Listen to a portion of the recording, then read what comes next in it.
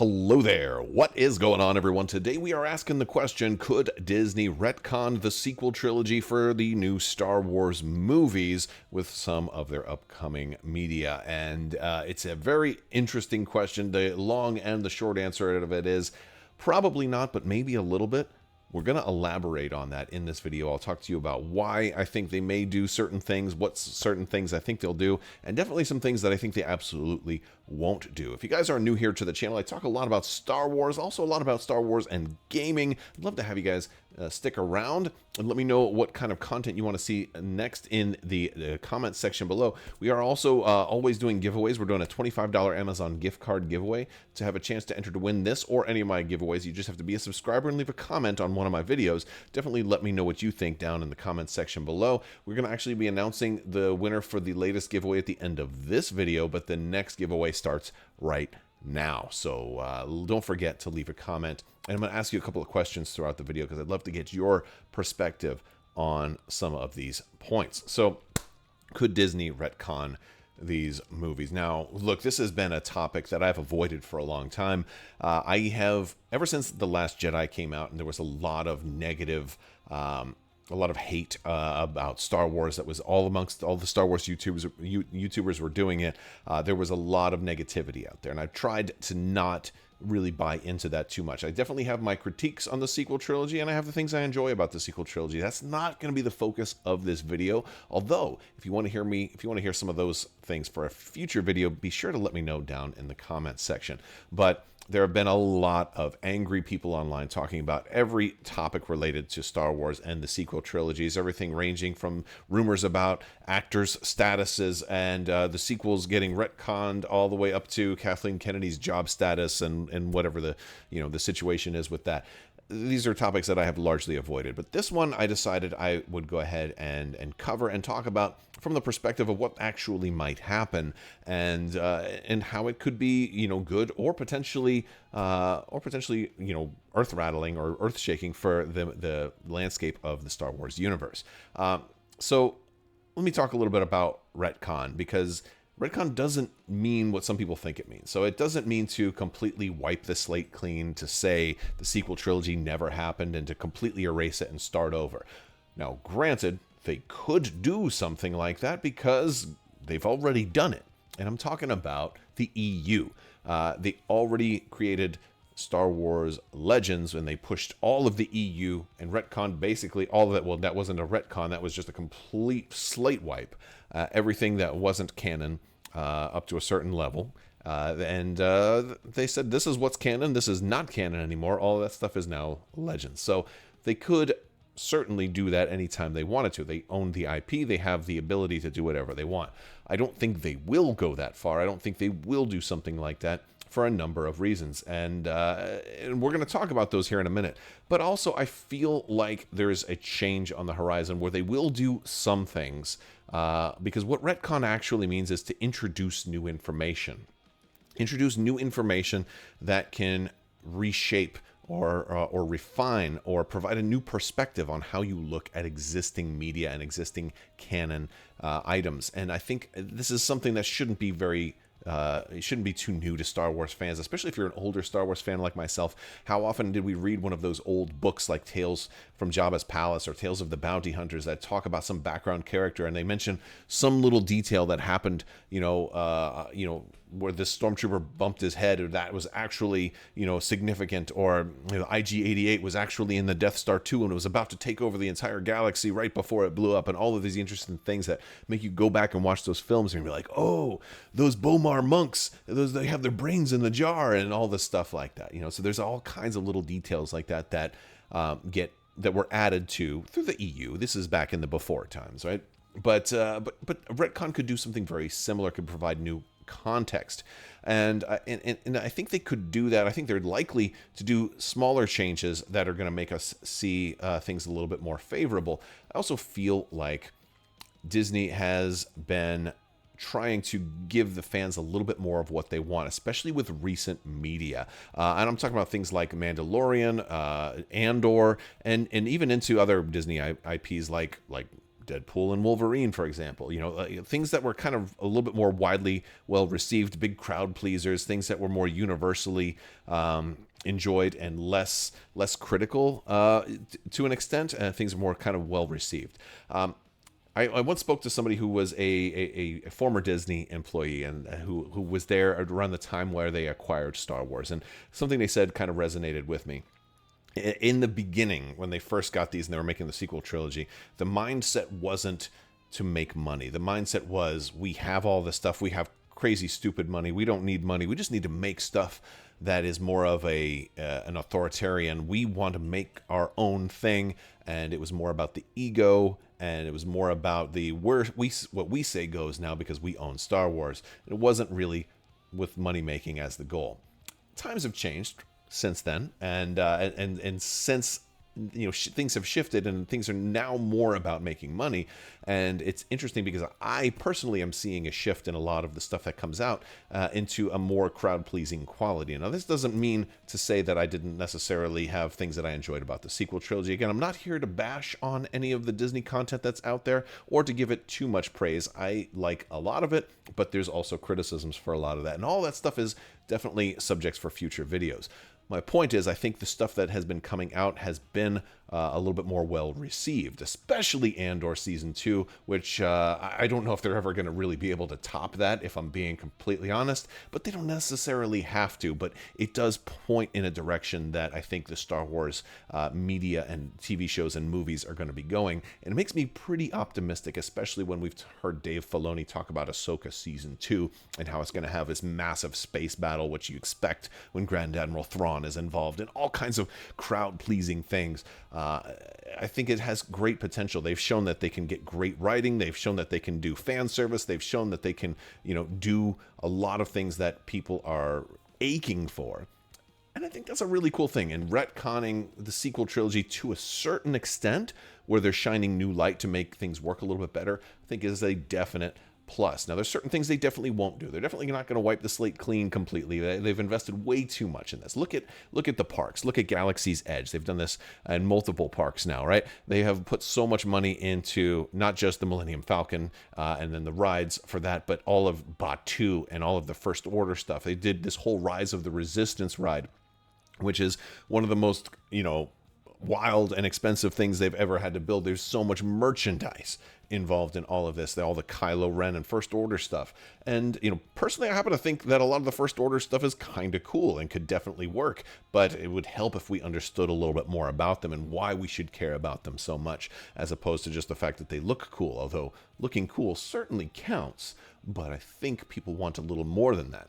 And so that's things that they could do. I also don't think that they're going to do anything to jeopardize the upcoming movies. If you're not familiar, there is a new Rey movie in the works, which is going to be, if things go as according to plan, the first part of another trilogy, episodes 10, 11, 12, which are going to deal with the new Jedi Order coming, and Rey kind of kickstarting the Jedi all over again.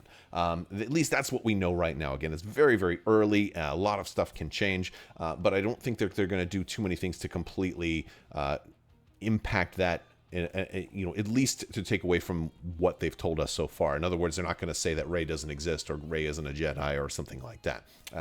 But they could do some things that make us see Rey more favorably. And again, nothing against Daisy Ridley at all. It's just there was a lot of criticism against the writing for the character without necessarily having criticism for the actor. I think she did a great job, and I think everybody involved, did a great job, especially John Boyega, who I'd love to see a little bit more, a little bit more of him. So hopefully he's involved in the sequel trilogy because, Finn kind of got the okey doke in the sequel trilogy. But I said I wasn't going to trash on the sequel trilogy too much, so again, we'll save some of that for another video, because I would have loved to have seen more Finn. Now, one of the ways that they can do this, because I want to talk about some of the ways that they can do this. If you follow certain things that have worked in the past to an extent, all right, look at what the Clone Wars did for the prequel trilogy, right? At the time, for those of us who are a little older, might remember that when the prequel trilogy came out, there was a lot of pushback.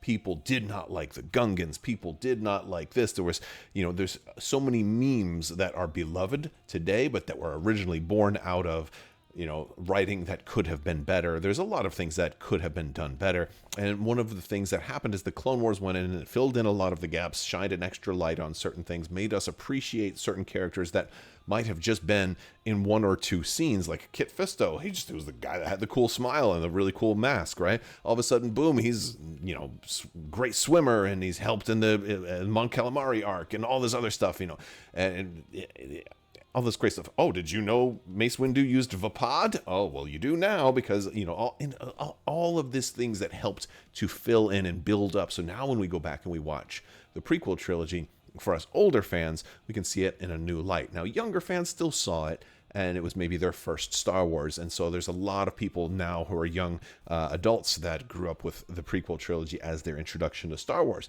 And maybe they didn't need the Clone Wars, but it probably helped elevate it even further, which is a very cool thing.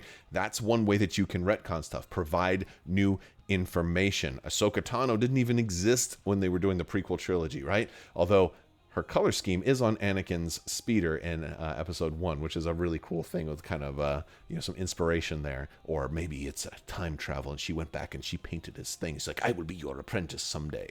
No, of course not. Unless they do tales from Ahsoka Tano on Tatooine when Anakin was a slave boy or something like that. And, depends on how deep the books want to get into conspiracy theories. Now, what the Clone Wars did for the prequel trilogy is kind of what Resistance was trying to do for the sequel trilogy, and I think this was trying to do that. This was a big swing and a miss, I think, because I don't think it had the target audience that it needed to have, and I think it was a little bit too kiddie, Nick Jr.-ish, like everybody's slipping and falling on banana peels kind of thing. It was definitely a little too hokey and a little too slapstick. For me, I was really never able to get. I tried. I think I watched the first season and part of the second season. I never actually finished this show. It was just, I couldn't do it. It was too hard. It was not for me. Definitely I wasn't the target audience for this one. But now, and again, this was probably in the before times when Disney wasn't really trying to make money as much as they were just trying to push their vision for what the future of Star Wars was going to be. And I think they've kind of hit that point where, like, you know what? Let's focus on making, profitable stuff that people are going to really like. And I think it's working out for them. Now, Mandalorian, which was definitely well received, has done a little bit of kind of painting the picture, and I think this is the right approach, because one of the things that Mandalorian has done in this case is that it has its own self-contained story. It does its fan service. It does great stuff, but you have some cloning vats, and you have this whole subplot of trying to get Grogu's DNA to make the clones even better, and as all of this kind of goes into the sequel trilogy and deals with Snoke and Palpatine's cloning and stuff. So it's like little parts. They're painting in some of the chapters. Now this is kind of a form of retcon, because it's working in a way that it's giving you some more information that can help you look at stuff in a new light. We're not there yet though, because it's not enough information, but it's not the only show that's trying to do stuff like this. The Bad Batch had a lot of stuff where they went back to Mount Tantus, and again, a lot more stuff with cloning. They went into a little bit more detail on it. Now, again, it's still not quite enough to completely fill in the blanks, but again, I do like the way that they're doing it. They're giving us some fan service. They're giving us some stuff from Heir to the Empire, which, oh my gosh, please keep going in that direction. Keep giving us more good stuff from Heir to the Empire. And I think this is a great way to go and do stuff, but don't go too far where you sacrifice the story of the show that you're trying to show us, or the movie you're trying to display for us. Don't go overboard with trying to fill in the blanks. Just let it happen naturally. There are certain Star Wars books, and I had recently stopped reading all of the new Star Wars books because so much of it was kind of, I don't know, a strange kind of forced attempt to provide extra context to the sequel trilogy. Like, there's so much about the High Republic series that felt strangely forced to me, because the whole Santeca clan felt like it was just an excuse to give backstory to this guy Lor Santeca, who was in episode 7 for about 5 seconds, and then you never see him again. And I was like, what was the point of all of that? He seemed like he was some kind of important character, but then he's gone and we never hear from him again. And so then they create the entire High Republic with one of its big goals is to justify that character's 5 seconds of being on screen, right? It's very weird stuff. And sometimes it feels forced. Again, enjoyed the High Republic, but little things like that, little things that kind of fill in those blanks a little bit too ham-handedly, don't work as well for me. So I like when it's kind of a subtle backstory and it doesn't feel too forced. This worked for a number of reasons because it already dealt with some of the cloning, but it also worked with Heir to the Empire, which again I think is a great way that they can do. I think they can borrow a lot of things from Heir to the Empire. I'm going to hit you with something, and I want you to let me know what you think in the comments section below. Let's talk about Luke Skywalker. At the end of episode 8, a lot of people had very mixed and strong opinions about Luke Skywalker because a lot of people felt, well, this isn't the guy we know. He wouldn't try to kill his nephew, right? What if there was more to that? What if they had been able to paint that picture in a more realistic way? What if they'd been able to paint that picture in a way that said, oh, I can understand why you would be tempted to for a moment. Let's say there was a little bit more, and for certain reasons, Luke decided he wasn't able to tell Rey about it. Maybe the wound was too deep and too fresh, and he wasn't going to tell a complete stranger all of it. He just told her enough of what she needed to know. That wouldn't be erasing episode 8, but it would be retconning it by shining new light. Where am I going with this? Mara Jade. What if Mara Jade was in the picture? And what if Kylo Ren's, or what if Ben Solo, a young Ben Solo's temptations to the dark side or whatever, hurt Mara Jade? Or what if she even died as a result of something that Ben Solo did?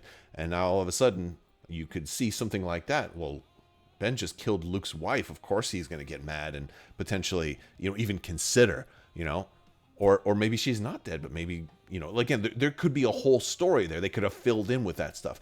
It can still happen as long as you come up with a reason why he doesn't mention Mara Jade to Rey.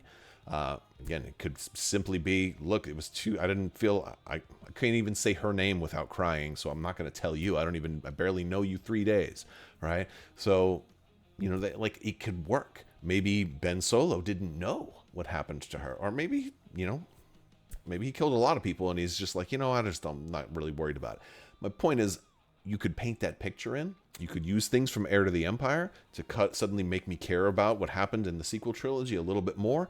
That would be retcon. It'd be a very interesting way to do it. And we've seen some things that are kind of similar to this because a lot of people had a very negative the perception of Luke Skywalker after episode 8 came out was diminished in a lot of people's eyes. I feel like The Mandalorian has already done a lot to improve our post-Return of the Jedi view of Luke Skywalker. We've seen a lot of really awesome views of Luke Skywalker ever since Dave Filoni's been doing a lot of stuff with Star Wars, and look, there's a lot of things that are I think going in a much better direction for Star Wars, and I think the fans are universally enjoying a whole lot of what has been happening lately. And so I feel like with all of the new things that are coming, we're seeing a lot of things that are going in that right direction. They can definitely fill in the sequel trilogy, but I think they need to do it before episode 10, 11, 12 come out, because I think you need to keep going in this damage control mode. But I think people need to. I don't think you're going to sell 10, 11, 12 very well if half-ish or a large enough percentage of your population are still scorned on 7, 8, and 9. But I could be wrong about that. Let me know what you think. Do you think 10, 11, 12 would sell well if people still hate 7, 8, and 9? I don't know. I remember going to see 7 thinking, well, even if they screw it up, it can't be worse than the prequels, and I remember that was a common thought amongst a lot of people, which, coming out of 7 thinking, well, that was good, but was also kind of safe. I still felt good about it because I was like, yeah, but it was also kind of good too. So, I'm curious, what their approach is going to be when they come to do that. Because we do have a lot of movies and awesome epic things that are coming up in Star Wars, and a lot of opportunities for them to do more retcon. Between The Mandalorian and Grogu that's going to be coming out next year, you've got the Rey, trilogy, the episodes 10, 11, 12. Rian Johnson was still supposed to do stuff, but I think that's still kind of on hold right now. Dave Filoni is going to be doing a movie, New Republic era. You also have a Star Wars Starfighter movie that Ryan Gosling has signed on for that. That one's happening. And don't forget Ahsoka Season 2 with Grand Admiral Thrawn. Oh my goodness, please, let's do some great stuff. And I'm going to throw one little Easter egg out there in regards to Grand Admiral Thrawn. Please don't completely forget about that prequel trilogy that Timothy Zahn just wrote with the Thrawn Ascendancy books that go into the backstory of the Chiss and this other threat, the Grisk, and everything that's going on there. It's very cool stuff. Let's not just paint Thrawn as a mustache-twirling villain who's just, you know, super smart. He's doing what he's doing for a reason, and I hope that they include that in Ahsoka Season 2. With all that said, we've got a giveaway winner to announce. But yeah, I'd love to hear some of your guys' thoughts on retcons, things that you'd like to see them do in different ways that you think that they could do it. And do you think that, you know, completely wiping the slate clean would be going too far? I think it would, you know, there's certain things that I could also discuss with regards to the sequel trilogy, because it's fun. It's fun to talk about all of those things. But we've got a winner. We've got a winner to announce. So today's winner for the $25 Amazon gift card giveaway is Greg Inglis Z7G. Congratulations, Greg. Go ahead and shoot me an email at mailcrabbok@gmail.com, and I'll get your info and we'll get you squared away. If you did not win, don't worry. New giveaway starts now, so let me know in the comments section what you think about potential retcon and also what you're looking forward to out of all the upcoming Star Wars stuff. There is a lot. There's a Maul animated series that's going to be coming out soon, too. I mean, we're going to be going to see Star Wars in the movie theater again next year. That's going to be fun. I love having some popcorn smell in the air and getting some sweet treats and sitting down and watching the previews and then watching Star Wars. And hopefully they don't start doing post-credit scenes. I don't want any more post-credit scenes. Let that stay a comic book movie thing. For Star Wars, let's have it end with the credits. And then you can stay if you want to just hear the music or whatever. But, I usually have to go to the bathroom. So I'd like to be able to do that at the end of the movie. All right, that's going to do it for today's video. I want to thank you all so much for watching. Big thanks to my patrons. You guys are absolutely amazing. If you're interested in checking out Patreon, we got links in the description below. You can also join our Discord and keep the discussion going. I will talk to you later. May the Force be with you. Live long and prosper. Be excellent to each other. Party on, dudes. So say we all. And always wash your socks.